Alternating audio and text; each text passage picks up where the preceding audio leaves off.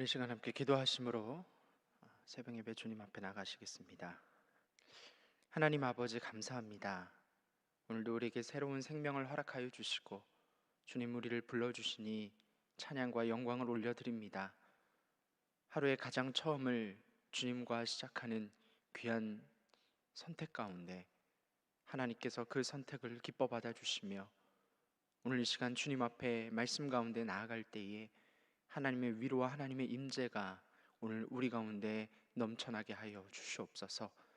주의 말씀을 붙들고 그 말씀을 받을 때에 아버지 그 말씀 가운데 깨달을 수 있는 지혜도 우리 가운데 허락하여 주시고 또한 그 말씀 가운데 살아갈 수 있는 그러한 능력도 우리 가운데 허락하여 주시옵소서. 주님 앞에 나아가는 그 심령들마다 주님께서 보살피시며 능력 주시며 그 심령을 회복시키시며 주님 이 새벽에 주님의 임마누엘의 은혜로 함께하여 주시옵소서. 모든 영광을 올려드리며 예수 그리스도의 이름으로 기도하옵나이다. 아멘. 우리 찬송가 204장 함께 찬양하시겠습니다. 찬송가 204장입니다.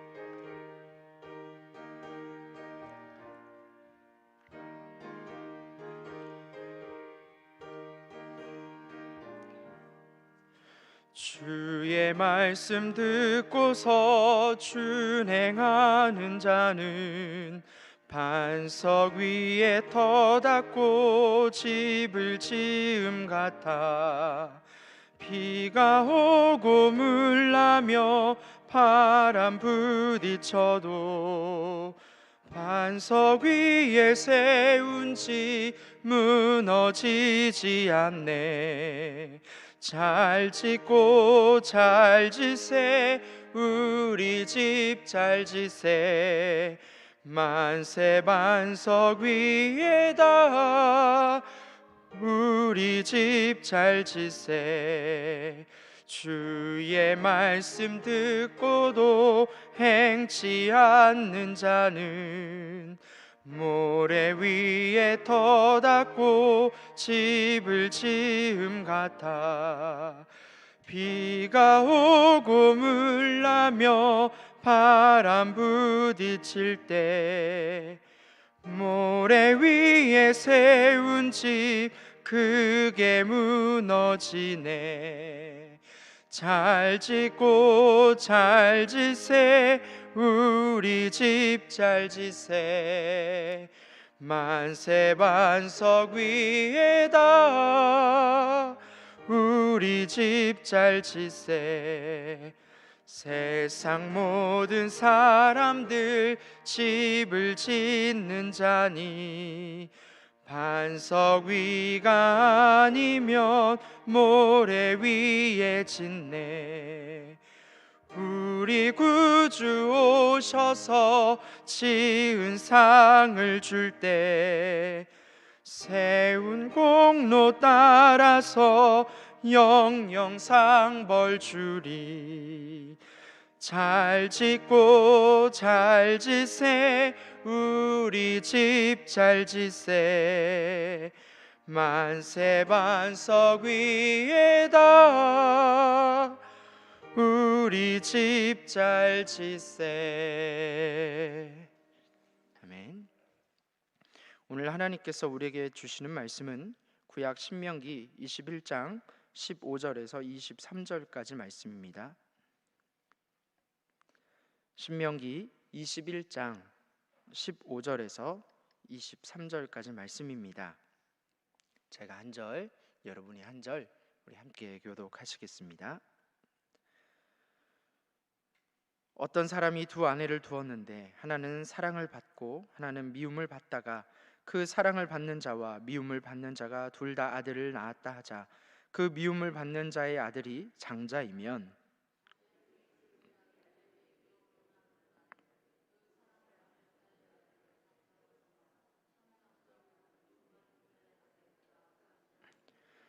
반드시 그 미움을 받는 자의 아들을 장자로 인정하여 자기의 소유에서 그에게는 두 몫을 줄 것이니 그는 자기의 기력의 시작이라 장자의 권리가 그에게 있음이니라.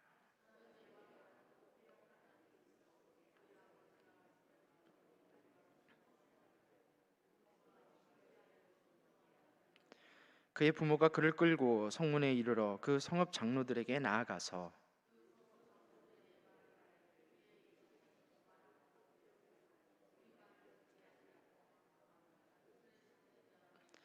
그 성읍의 모든 사람들이 그를 돌로 쳐 죽일지니 이같이 내가 너희 중에서 악을 제하라. 그리하면 온 이스라엘이 듣고 두려워하리라.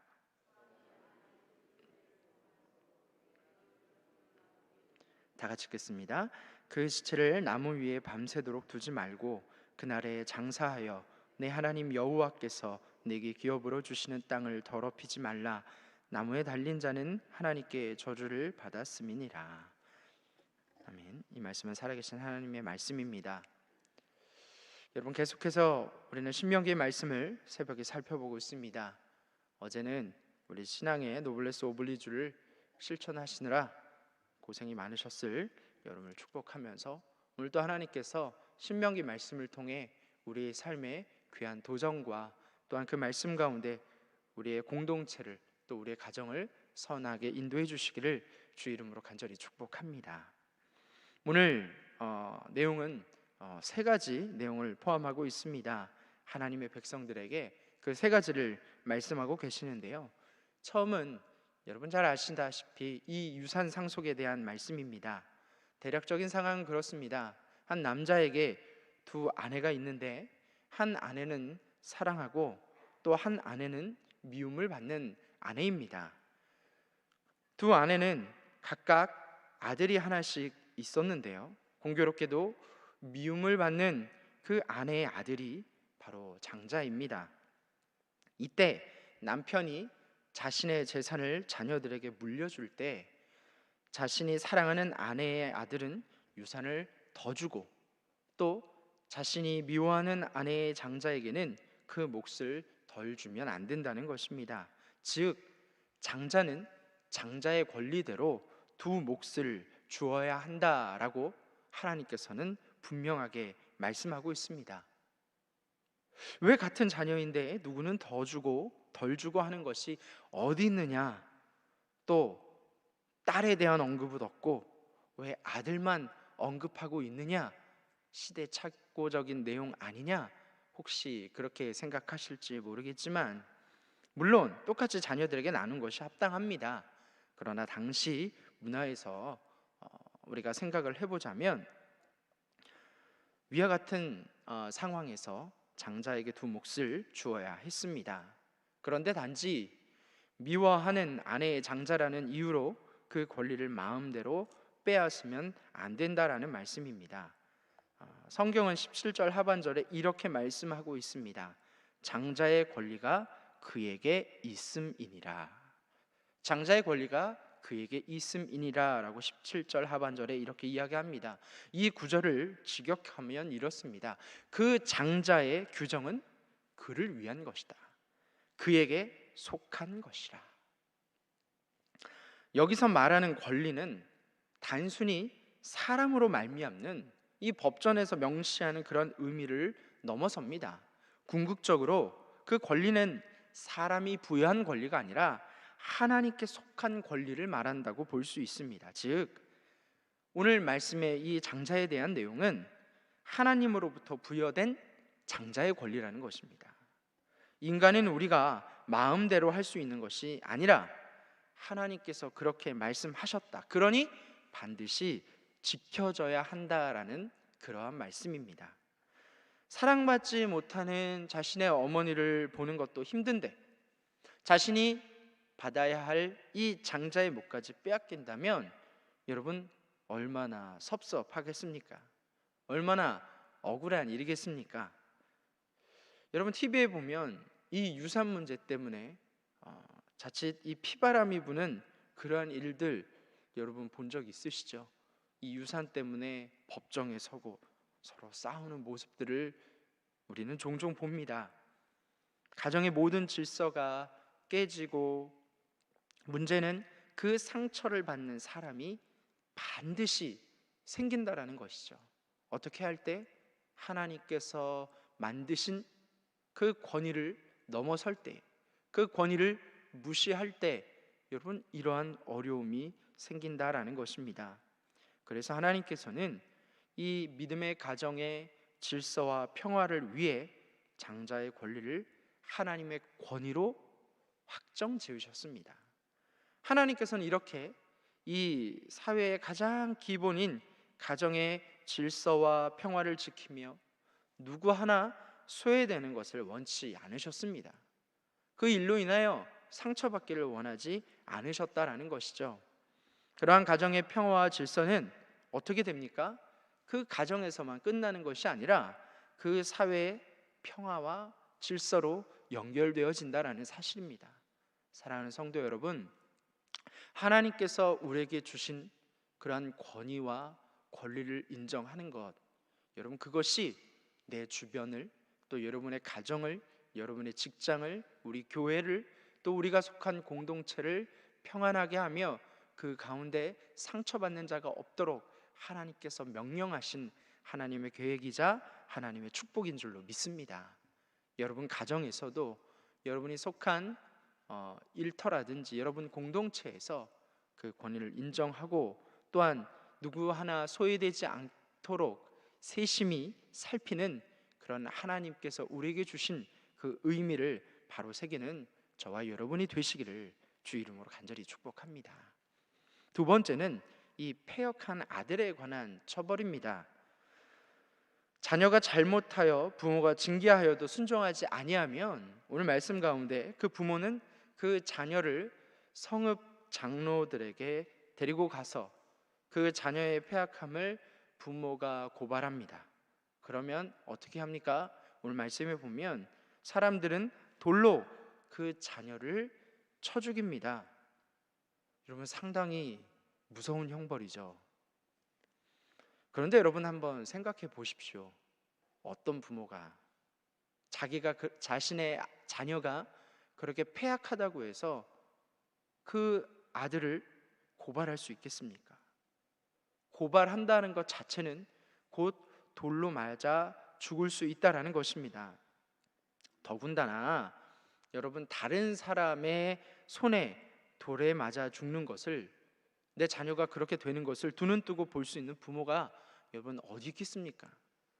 자녀가 밖에 나아가서 맞고 돌아오면 속상해하는 것이 여러분 무엇입니까? 부모의 마음입니다. 어떻게 사랑하는 자녀가 아무리 큰 잘못을 해도 품고 용서하는 것이 부모의 마음인데 그 자녀를 어떻게 고발할 수 있겠습니까? 그러면 여러분 이 법은 있으나 마나한 법입니까? 아닙니다. 이 법은 처벌하기 위한 법이라기보다는 부모와 자녀가 다 경각심을 갖게 하기 위한 법입니다. 부모는 사랑으로 하나님께서 부여하신 권리로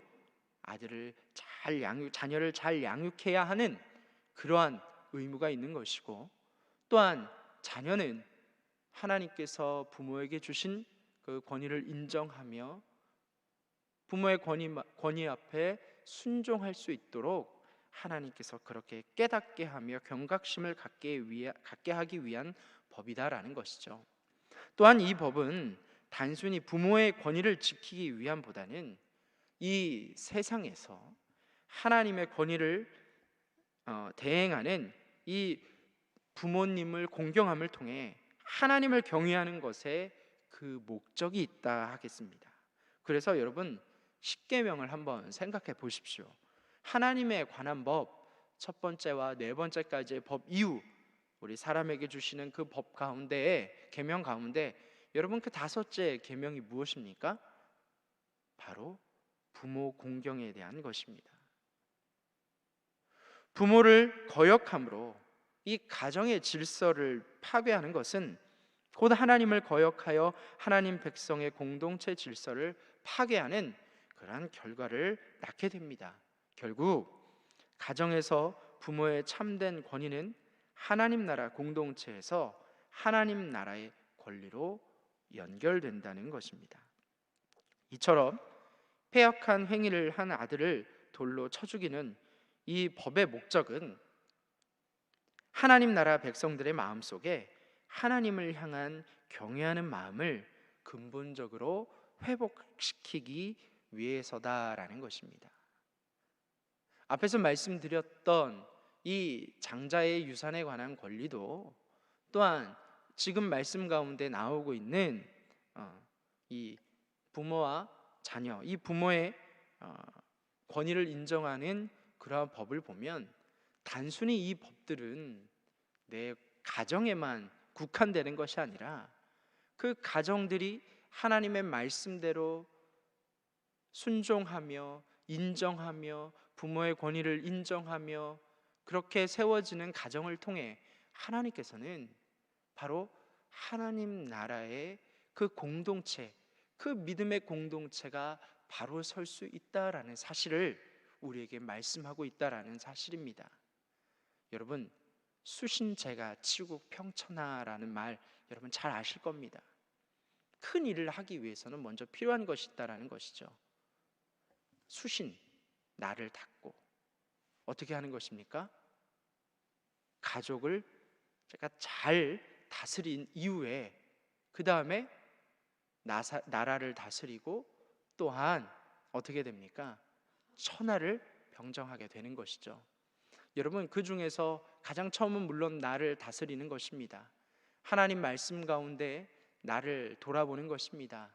나를 하나님 말씀 가운데 비춰보는 것입니다. 하나님 말씀대로 따라 살기 위해 노력하는 것이죠. 또한 그 이후에 내 가정이, 내가 속한 공동체가 하나님 말씀 가운데 세워질 수 있도록 그 말씀에 순종하며 살아가는 것입니다. 그렇게 되어질 때 여러분, 우리의 가정이 믿음 가운데 세워질 때 결국 우리 사회가, 우리 공동체가 하나님의 말씀 가운데 하나님 나라의 공동체로서 세워질 수 있게 되어진다라는 것이죠. 여러분, 하나님의 뜻을 순종하여 우리가 교회를 세우고 우리의 공동체를 세우는 것 중요합니다.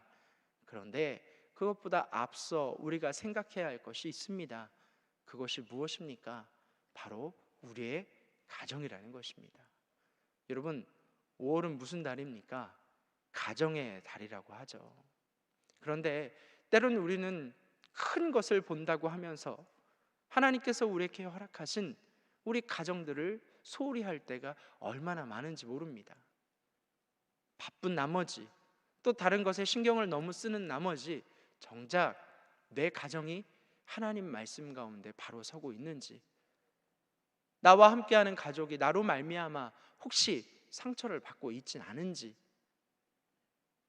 내가 누군가를 무시해서 아픔을 주진 않았는지, 나는 부모로서 자녀를 사랑하며 하나님께서 허락하신 그 부모의 권위를 제대로 사용하고 있는지, 또한 내가 부모로서 나의 부모를 어떻게 공경하고 있는지, 바로 여러분, 우리의 가정이 하나님 말씀 가운데 세워질 때에 하나님의 말씀이 우리의 가정 가운데 응답되어지며 성취되어질 때에 여러분 어떻게 되어지는 것입니까? 하나님께서는 그렇게 되어질 때 비로소 너희가 가나안 땅에 들어가서 나의 믿음의 백성이 되어질 때 너희의 나라가 공고해질 것이다. 하나님께서 이스라엘 백성들에게 주시는 말씀입니다. 단순히 오늘 주시는 이 신명기의 말씀이 수천 년 전 이스라엘 백성들에게, 그들의 공동체에게만 주시는 말씀이 아니라 이 세상을 살아가는 우리에게도 하나님께서 동일하게 말씀하시는 바다라는 사실입니다. 또한 오늘 마지막 말씀을 보시면 오늘 마지막의 내용은 나무에 달린 시체에 관한 말씀입니다. 왜 이토록 이미 죽은 사람을 잔인하게 매달아 놓습니까? 예수님께서 당하신 십자가형을 한번 생각해 보십시오. 로마에서는 가장 나쁜 죄를 지은 자들을 십자가에 달려 죽게 하며 대중들에게 자신들을 적대하지 못하도록 겁을 주는 그러한 일을 행했습니다. 다른 사람들에게 경각심을 주기 위한 목적으로 그 시체를 나무에 달아 놓는 것에 대해서 하나님께서는 하루가 지나기 전에 그 시체를 장사 지내라라고 말씀하고 있습니다. 그냥 범죄자의 시체를 그대로 두는 것이 아니라 제대로 장사를 지내라고 말씀하고 계십니다. 왜냐하면 하나님께 저주를 받았기 때문에 하나님 나라의 땅이 부정하게 되는 것을 막기 위함이었습니다. 또한 거기서 더 나아가 비록 육보임을 당한 시체이지만 이 망자의 죽음을 소홀히 해서는 안 된다는 것을 또한 우리에게 말씀해주고 있습니다. 이렇듯 하나님께서는 당신의 그 믿음의 공동체, 하나님 나라 백성의 그 공동체가 세심한 삶을 살아가며 상처 주지 아니하며 하나님의 질서를 지키며 또한 하나님께서 허락하신 그 권위를 인정하며 또한 자신의 공동체 가운데 악한 것들을 멀리할 수 있는 그러한 삶을 살라라고 그들에게 말씀하고 계신다라는 사실입니다. 그 말씀은 바로 오늘 우리의 삶 가운데서도 동일하게 적용되어질 수 있습니다. 신명기의 말씀을 보면 참 우리 하나님이 세심하시다라는 생각이 듭니다. 그냥 간과할 수 있는 문제들, 우리는 당연하다라고 생각할 수 있는 문제들을 하나님께서는 분명히 말씀하십니다. 왜냐하면 하나님의 공동체는 하나님이 거룩하신 것처럼 거룩해야 하기 때문입니다. 여러분, 오늘 하루도 여러분이 속한 여러분의 가정이, 우리의 가정이, 또한 우리의 일터가, 우리의 교회가, 우리의 공동체가 하나님의 은혜 가운데 하나님이 원하시는 것처럼 거룩하여져서 이 세상 가운데 하나님의 계획과 하나님의 뜻이 성취되는 그러한 여러분의 믿음의 가정이 되시기를 주의 이름으로 간절히 축복합니다. 여러분, 우리의 가정이, 우리의 공동체가, 가장 작은 그 믿음의 공동체가 하나님의 말씀 가운데 세워질 때에 여러분, 우리의 이 믿음의 공동체도 바로 세워질 수 있는 것입니다. 여러분, 집안에서 우리의 마음이 불안하면 밖에서도 일이 손에 잡히지 않습니다.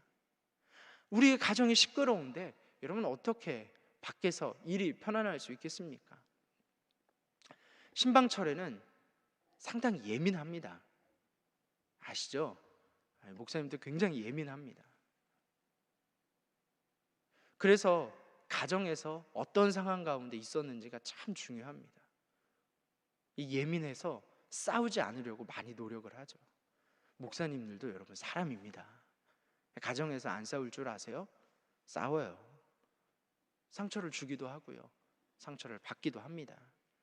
그런데 가정에서 내 마음이 편하지 않으면 여러분 신방 가서 너무너무 힘들더라고요. 아마 다른 여러분들도 마찬가지일 겁니다. 내 가정에 어떤 문제가 생기고 상처가 생기고 어려움이 생기면 여러분, 우리의 삶이 어떻게 편할 수 있겠습니까? 먼저 여러분 가정 가운데 하나님의 뜻과 하나님의 계획과 하나님의 축복이 함께 하시기를 기도하시는 이 새벽 되시기를 주의 이름으로 간절히 축복합니다. 기도하겠습니다.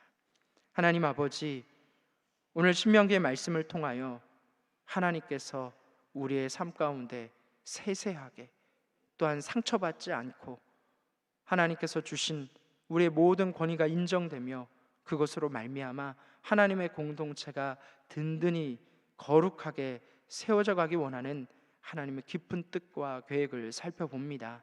하나님, 가정의 달을 보내면서 혹시 우리 가정 가운데 어려움과 문제는 없습니까?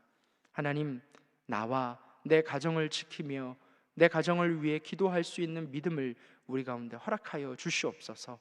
하나님의 축복이, 하나님의 은총이 먼저 나와 우리 가정 가운데 넘치게 하여 주셔서 하나님 속한 믿음의 공동체들이 하나님의 은혜 가운데 승리할 수 있도록 주여 함께 하여 주시옵소서.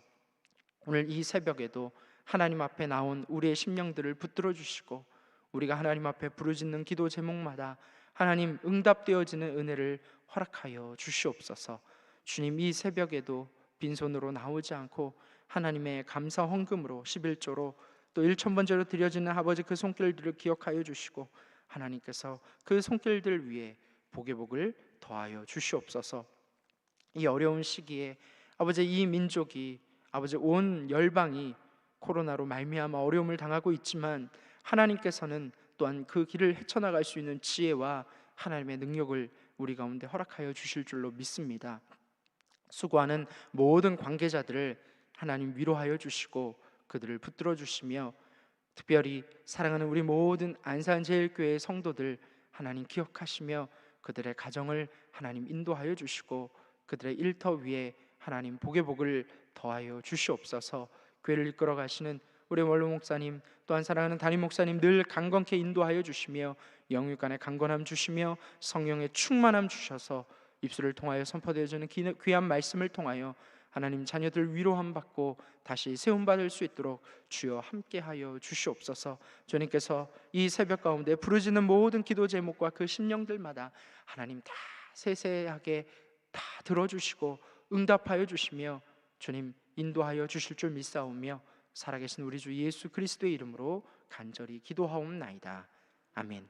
하늘에 계신 우리 아버지, 아버지의 이름을 거룩하게 하시며 아버지의 나라가 오게 하시며 아버지의 뜻이 하늘에서와 같이 땅에서도 이루어지게 하소서.